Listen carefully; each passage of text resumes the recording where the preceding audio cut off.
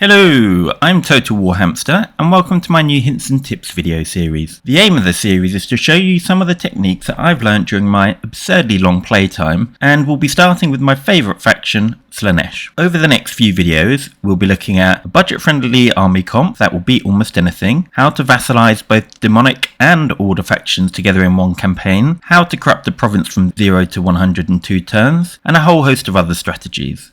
Now, many people, whether on Reddit or in the comments or Discord of mostly the Mad Stream, where you will usually find me hanging out, will have heard me banging on about creating a training guide for this thoroughly misunderstood faction. I've been doing it for nearly a year.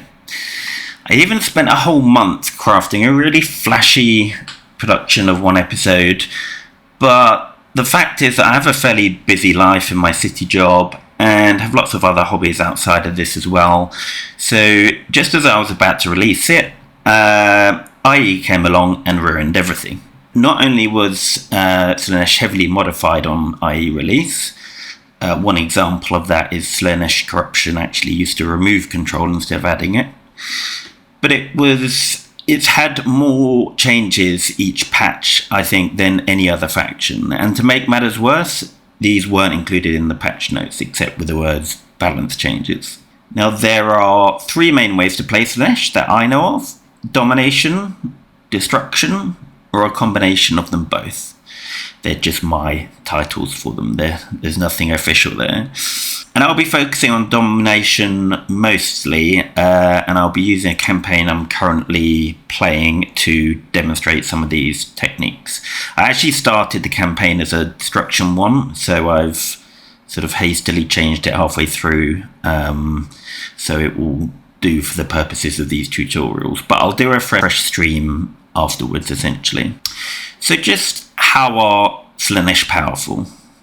Well, for starters, they can produce infinite armies, and by that I mean an exponentially increasing number of disciple armies, alongside, of course, their regular armies.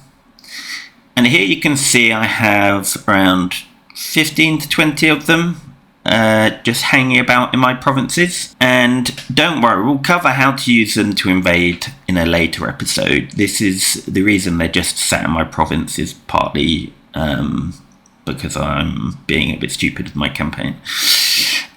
We'll also cover why they're all stood there raiding in one of my provinces. But just to give you an inkling of how powerful they are, here's me playing the game after switching my playstyle to domination. Notice how low my income is? Well, that's partly because I've made it that way so I can demonstrate how to make income from your buildings in episode 1. But watch what happens when I press this button. Suddenly I can buy little brother a bigger present for his birthday this year. Now moving forward a few turns, let's do that again to secure my 4th dominated vassal. Press it again and the income keeps going up. This happens uniformly rather than exponentially due to its 10-turn cooldown, but it's still possible to essentially do it infinitely until the whole map is dominated. So we have infinite armies and infinite money. I reckon that could give the old Dark Elves a run for their money. Thanks for watching, and I'll be releasing other episodes soon. Bear in mind though that they will be quick and dirty, partly because it's Slaanesh, and partly due to my limited time.